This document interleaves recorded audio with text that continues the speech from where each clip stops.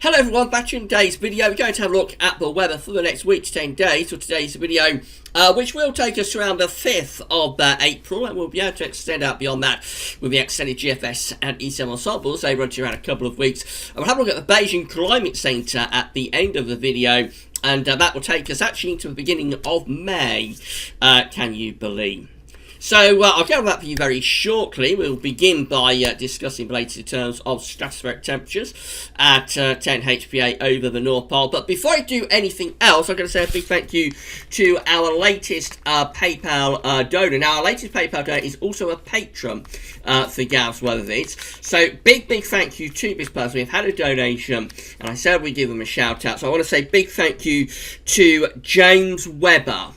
James Webber has given us a donation through PayPal, and also James is a patron of Gav's Weather Vids as well. So thank you so much, James, for your real kindness and generosity. James sent me a lovely email telling me how much he's been enjoying the videos and the content at Gav's Weather Vids over the past few years. So your email's absolutely lovely, James, and just big thank you to you for your generosity and for your support. That's really amazing, and thank you so much, James, for your donation and also for being a patron for Gav's Weather Vids. It does mean a huge amount to myself and all of us here at Gav's Weather Vids. So thank you so much, James, for doing that. If you would like to become a donor for Gav's Weather Vids, what you need to do, come to the Gav's Weather Vids PayPal page, you sign into your PayPal account and give whatever donation you would like to Gav's Weather Vids. You're helping us to fund Gav's Weather Vids at this very difficult time financially, so thank you so much,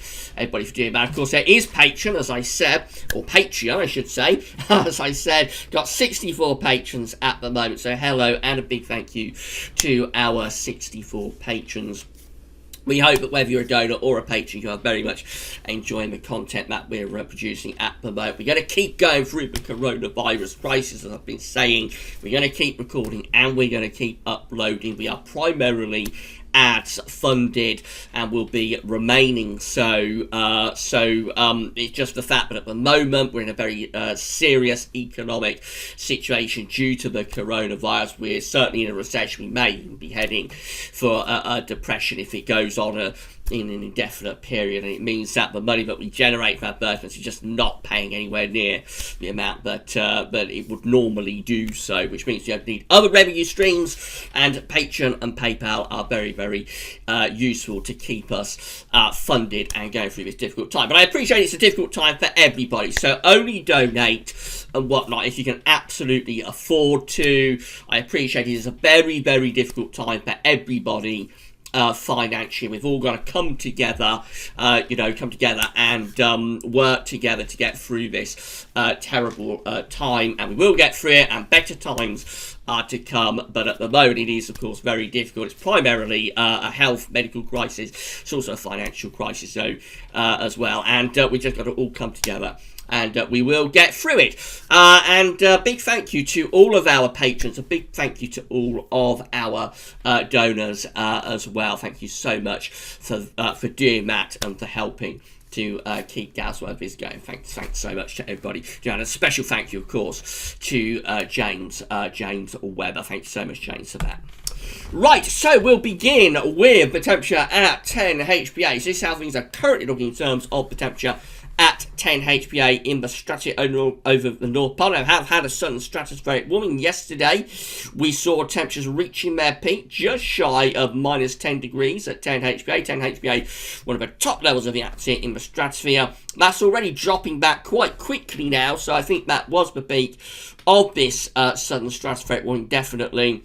That was the peak, and now those temperatures at 10 HPA are beginning to fall back. And of course, now we wait to see what, if any, tropospheric response we get via a weakening of the polar vortex. Of course, we won't probably know, we probably won't ever know what the tropospheric response has been to this one, because we are so late now into the season that we are going to see an end to the polar vortex in any case in the next few weeks, and that happens purely due to the fact that we are going through spring. We're losing because the sun has returned to the northern hemisphere. Days are now longer than nights, and so we're losing those cold temperature differentials between the pole between the mid-latitudes and the tropics, and so the polar vortex just winds itself down and sort of decays and goes away. So the chances are we will never know if we've had a tropospheric response to this sudden stratospheric warming. But anyway, I think we're pretty much finished looking at that now. That's the end of the sudden stratospheric warming, and temperatures are now lower down,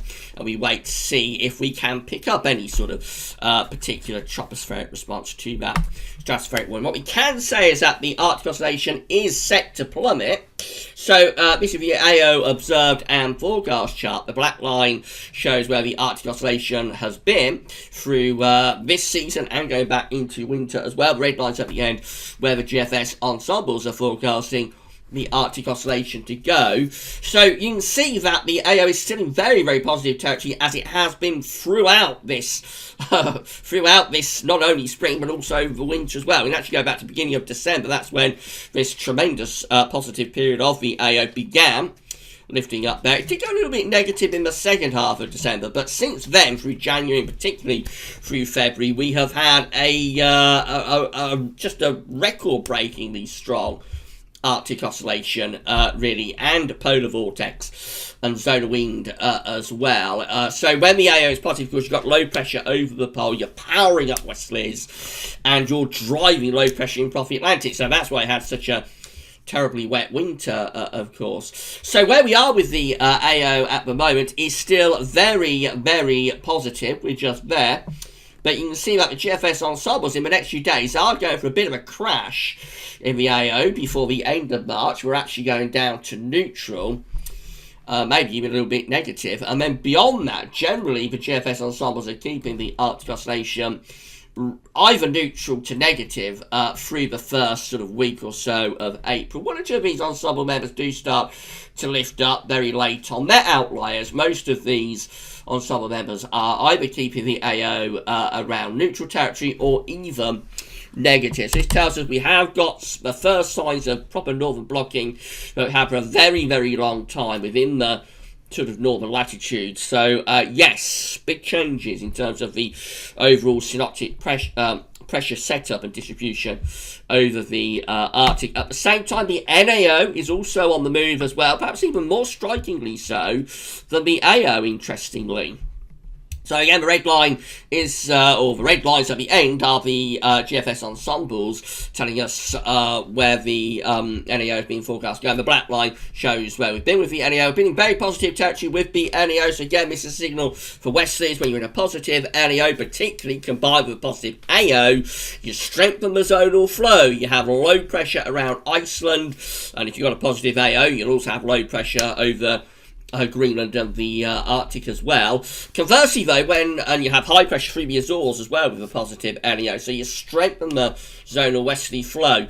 Conversely, though, when the NAO is negative, you have low pressure around the Azores and high pressure up towards Iceland. So throughout this winter, we've had a very positive NAO at the same time as a very positive AO. That's the reason it was such an exceptionally mild winter. It's gone on into spring as well. It's gone on through March. That's where we are with the NAO right now. We are in positive territory still with the NAO, but the GFS ensembles are forecasting that the NAO is really going to drop a lot actually as we get to the end of March and into the start of April. It's more striking, this drop, actually, with the NAO as the AO into negative territory anyway.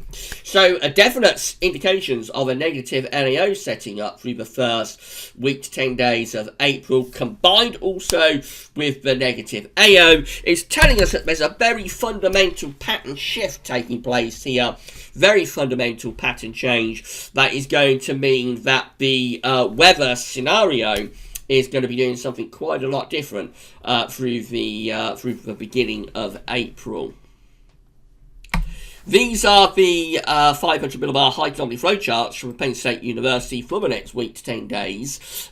We've got the ECMWF on the top, and the GFS, which we're going to have a look in a moment, is on the bottom. So 500 millibars is an area in absolute high pressure and low pressure being moved around by the jet stream running above. Blue extrapolates to low pressure, red and orange to high pressure. So we can see that in the week's 10-day time frame, and this takes us into the middle of the first week of April. We go to around the 5th of April with this. We've got above average heights in the North Atlantic and building up towards Greenland. There's a trough of below average heights across east parts of America, so it'll be quite cold there, and also across Scandinavia. Proper trough ridge type pattern, actually, but we're in here. So again, another trough just there. So we're doing something like that with the flow, with the jet stream, following it all the way back into America. And yeah, doing something a bit like that. It's a proper trough ridge pattern. And it looks like we're more or less on the cold side of the trough and the ridge. So we're going to be bringing in air in week 10-day time frame that's kind of like from a northwesterly to northerly situation. And yes, that will be bringing some quite cold conditions potentially through the first week of April. GFS is very similar, again, trough of low pressure through Scandinavia and much of northern Europe, a ridge out to the west-northwest of the UK, a little bit closer with that ridge, means that the coldest of the air from the northwest is actually passing away to our east just, but we're kind of on the periphery of it. It will only take a very, very slight adjustment of this high pressure westwards, just a very slight adjustment to open the door to those northerly winds. So you have got to be watching out for Arctic northerlies through the first week of April. In any case, it does look as though it's going to be relatively cool, certainly quite cold at night, and it's still pretty dry though. High pressure blocking off the Atlantic should keep the much drier spell of weather that we're currently in compared to like earlier in the month and back into the rest of winter. So high pressure should keep things relatively drier as we go into early April. Temperature anomalies are still looking cold. No, we've gone forward. We've got to go back to that. Right, so this is the GFS upper air temperature and precipitation ensemble graph for Southport. Somebody's asked to have a look at Southport today. So red line is a 30-year upper air temperature average for Southport. We're starting off very mild with the upper air temperatures at the moment, but of course having cold nights, warm days. We're going to find temperatures dropping away into the weekend. So we're going to have this cold snap coming up over the weekend into the beginning of next week. Temperatures fall down to minus 10 at 850 HPA. It will feel really quite cold then. Then through the first week of April, the first 5 days or so of April, it looks like we're generally staying pretty cold as well at Southport. It's not until we get further on into the first week of April and then on to the second week of April that we see the temperatures finally beginning to recover and lifting up. But certainly for a week or so, temperatures look like they're going to be pretty suppressed, really, much of the time. We are under that red line for at least a week, maybe a little bit more. Precipitation-wise, lots of dry weather coming up. Look at that, no precipitation at Southport, really, until at least the 1st of April, probably beyond that, actually.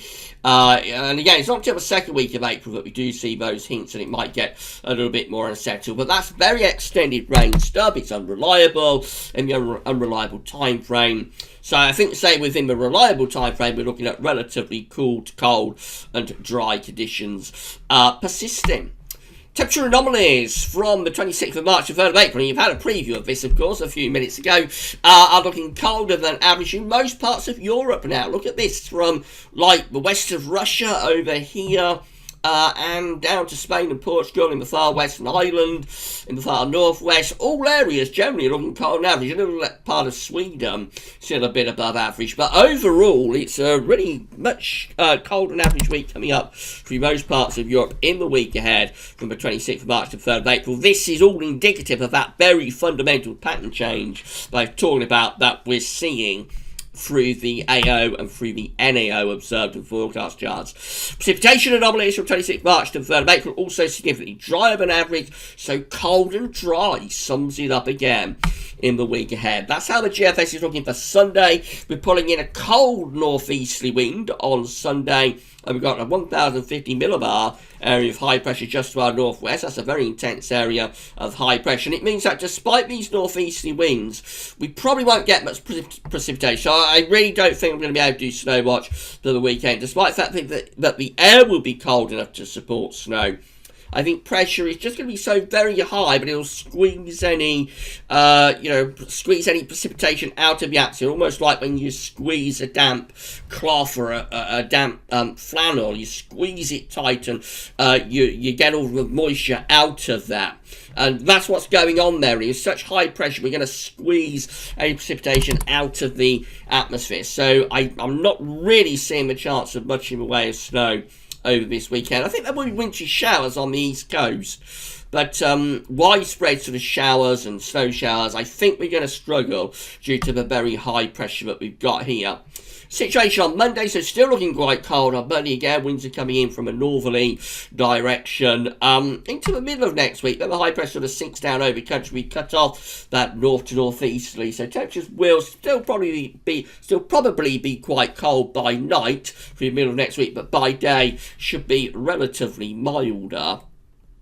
And then heading up towards the second half of next week, this is where we're on the periphery of that northerly. So around here, which is Thursday the 2nd of April, the ridge in the Atlantic is trying to push northwards up towards Greenland with this low pressure around Iceland, trying to head southwards. So it looks like it's all lining up for a northerly there through the second half of next week. Actually, the ridge doesn't quite get itself up to Greenland. So the northerly sort of sinks down into Scandinavia through there. We're kind of on the periphery of the coldest of the air, but it don't take a very slight adjustment to pull in those northerly winds, so we do need to keep an eye on it.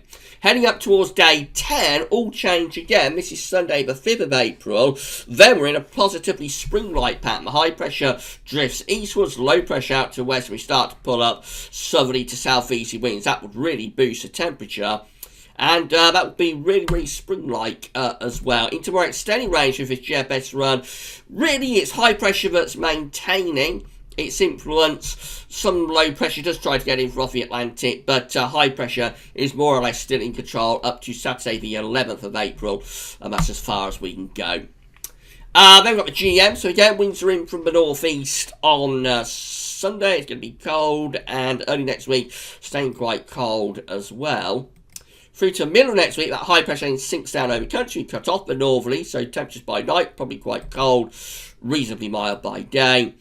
And then heading up towards day 10 again, it looks like we're going to try and set up a northerly. The high pressure is ridging out into the Atlantic, and it looks like it's trying to push northwards up towards Greenland as well. With this trough of low pressure here, looking like it's going to move northwest to southeast and possibly open the door to northerly winds. But again, we're just on the periphery of any northerly influences there. And then the ECM DF looks like that. So again, cold with northeasterly winds on Sunday. I mean, into early next week, stays quite cold. The high pressure, though, drifting further away from us through the middle of next week. And then we do start to have a go at putting down some northerlies in the second half of next week. We do actually find ourselves going into a northerly with the ECM by Friday the 3rd of April. So cold air is being pulled down from the north with those northerly winds. And we keep things pretty chilly up to day 10, which is Sunday the 5th of April. Low pressure again. Out to our northeast, high pressure out to west. We're just again on the periphery, of those northerly winds with the ECM. Certainly chilly anyway, up to day 10. This has been precipitation type forecast based on that ECM run from tameteo.com. Loads of dry weather coming up in the next few days. Now, we're into the weekend now, and you'll see from Saturday through to Sunday there are showers around the coastal areas being predicted here. Some of them coming into the southeast corner, extreme southeast corner. They may again be wintry. The air is certainly cold enough for them to be wintry, but overall it looks really quite dry over the weekend now, and that is because pressure is going to be so high it will squeeze the moisture out of the atmosphere. So again, I'm seeing very, very limited potential, despite the cold temperatures, seeing very limited potential for anything wintry in terms of sleet or snow over the weekend. Into early next week, again, a few showers here and there, but a lot of dry weather through much of next week. Later on, we bring in those northerly winds as we saw on the generic charts. And again, there could be some snow up in the north there. That's the 4th of April. There could be some snow across Scotland. But otherwise, not much wintry happening up to day 10. Just looks very dry, but quite cold. These options are on the table within the ECM ensembles today for day 10 from the Icelandic Met Office. This gets us to the 5th of April. We have 19 members of the ECM ensembles with high pressure at day 10 out to our west. Low pressure is to our east. Let's change the colour. Low pressure is to our east. And so therefore these are pulling down those cold northerly winds. These ones are still introducing a cold Arctic blast through the first week of April. Another 18 members of these ensembles have low pressure to our north, high pressure to the south. They're unsettled but westerly. They're bringing mild westerly winds, but probably rain. And then 14, which does include the operational run, that's the run we've just been discussing, has an area of above average heights just to our west-southwest, below average heights to the northeast. We're just on the periphery with those northerly winds. So there is still a chance of an Arctic blast, actually, through the first week of April.